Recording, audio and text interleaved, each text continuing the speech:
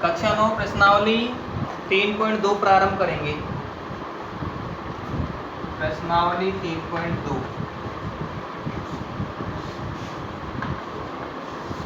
3.1 हम पिछली कक्षा में पिछले डे हल कर चुके थे।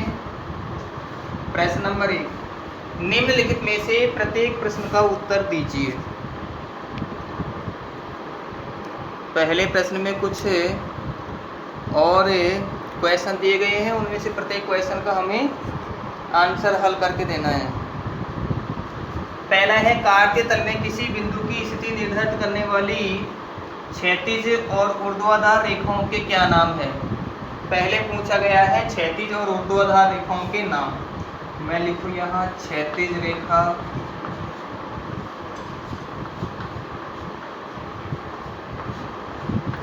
एक्स अक्ष कहलाती है, और ऊर्ध्वाधर यानी ऊपर से नीचे,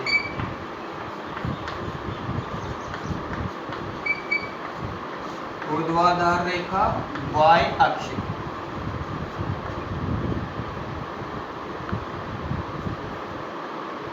इसी का दूसरा क्वेश्चन, इन दो रेखाओं से बने प्रत्येक तल के प्रत्येक भाग के नाम बताइए। ये दो रेखाएं तले 4 तल बनाती हैं, और 4 तलों को हम चतुर्थांश कहते हैं। इन रेखाओं द्वारा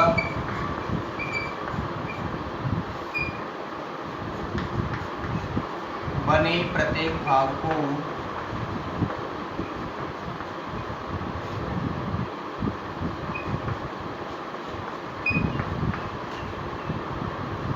चतुर्थांश कहते हैं।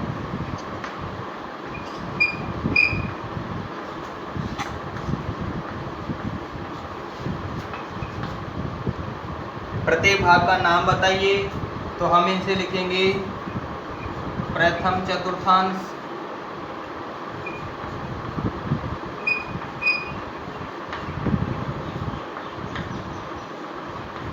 द्वितीय चतुर्थांश,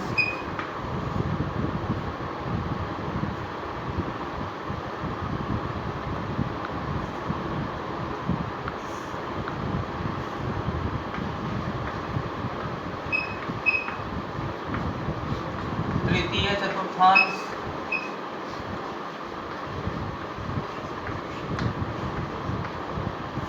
और चतुर्थ चतुर्थांश।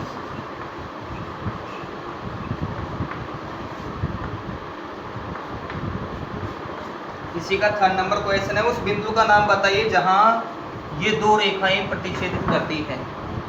जहां एक्स और वाई, एक्स अक्ष और वाई अक्ष दोनों प्रतिच्छेदित करती है, उस बिंदु को मूल बिंदु या फिर ओ नाम देते हैं।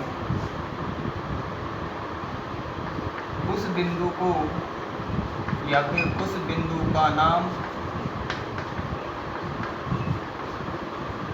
मूल बिंदु होता है।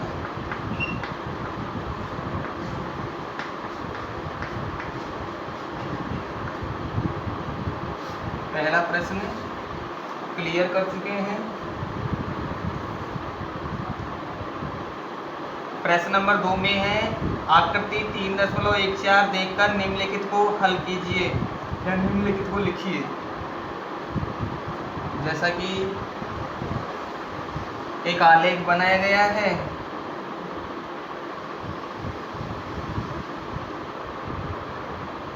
उस आलेख में मूल बिंदु 1, 2, 3, 4, 5, 6 और इसे आगे भी बढ़ाया जा सकता है 7, 8, -1, -2, 3, 4, -5, -6, -7, -8, -1, -2, -3, -4, -5, 6, 7 प्लस 1, 2, 3, 4, 5, 6, 7 और 8 चारों अक्ष हम क्रिएट कर चुके हैं। इनमें हमें एक अक्ष दिया गया है, एक बिंदु दिया गया है जो 2 के साथ 6 को मिला रहा है। इधर इस 2 के साथ 6 को मिलाया गया है।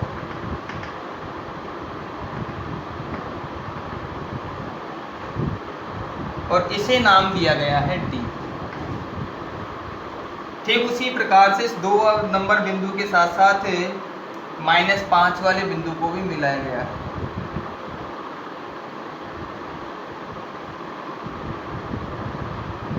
इसे नाम दिया गया है B। इसे x डैश नाम दिया ही गया है, इसे x कहते हैं, ये y और y डैश। अगला बिंदु 5 के साथ इधर 5 और उधर 3 दिया गया है। इस 5 के साथ इधर -5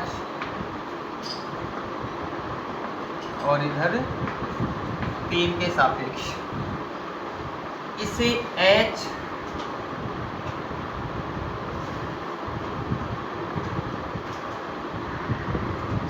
इसे E नाम दिया गया है और यहाँ C नाम दिया गया है। 1 और 4 को मिलाया गया है। 1 और 4 को जहाँ मिलाया गया उसे G नाम दिया गया है। -3 और 5 को मिलाया गया है।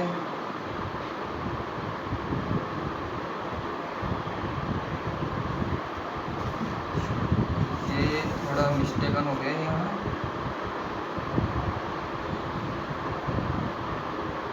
ये वाला यहाँ था, यहाँ बिंदु N नाम दिया गया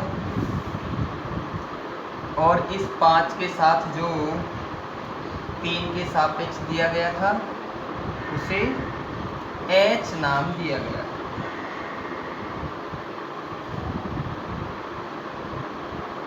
और इस 5 के पास में L बिंदु बनाया गया है। अब हमें इन बिंदुओं के आधार पर दर्शाना है कि ये बिंदु किसको निर्देशित करेंगे। पहला दिया गया है, दूसरे में B के निर्देशांक। अब हमें पहले B ढूंढना है। B के निर्देशांक B y के लिए तो 2 पर जा रहा है, लेकिन इस x अक्ष पर जा रहा है -5। पहले हम x अक्ष का निर्देशांक लिखते हैं, बाद में y अक्ष का निर्देशांक लिखते हैं।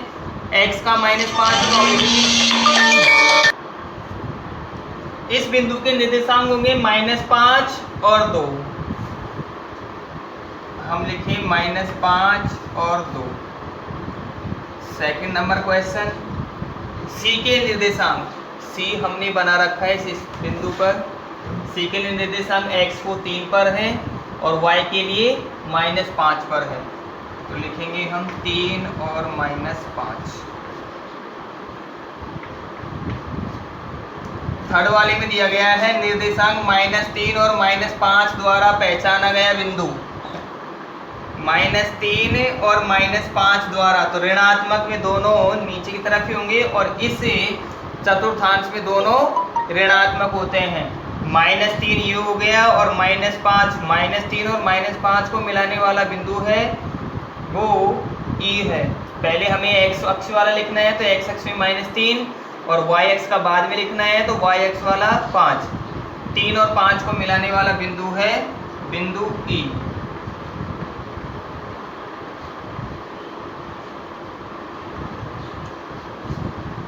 चौथा क्वेश्चन है निर्देशांक 2 और -4 द्वारा पहचाना गया बिंदु। -2 निर्देशांक 2 और -4, 2 प्लस का है। पहले x वाला अक्ष प्लस में और y माइनस में, 2 प्लस का और 4 माइनस का।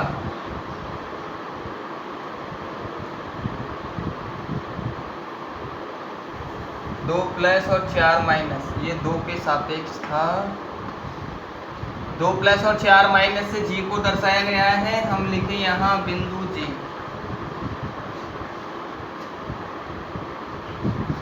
पांचवा क्वेश्चन, D का भुज। भुज हम लेते हैं x अक्ष वाला बिंदु। x के सापेक्ष भुज और y के सापेक्ष कोटि। तो D का भुज, D का भुज। बिंदु डी के लिए देखते हैं वो x पर कहाँ मिल रहा है, बिंदु डी हो गया, और x पर मिल रहा है वो 6 पर, तो बिंदु डी का भुज हो जाएगा 6। छठा, बिंदु H की कोटि, H की कोटि, कोटि दर्शाता है y अक्ष वाला बिंदु, y अक्ष वाला बिंदु कोटि को दर्शाता है। y अक्ष वाला बिंदु H के लिए, H वाले में देखते हैं H और कोटि वाला होगा y, तो y से दर्शाएगा -3, H की कोटि -3। सातवां है बिंदु L के निर्देशांक, हम सातवें को यहाँ कर देते हैं।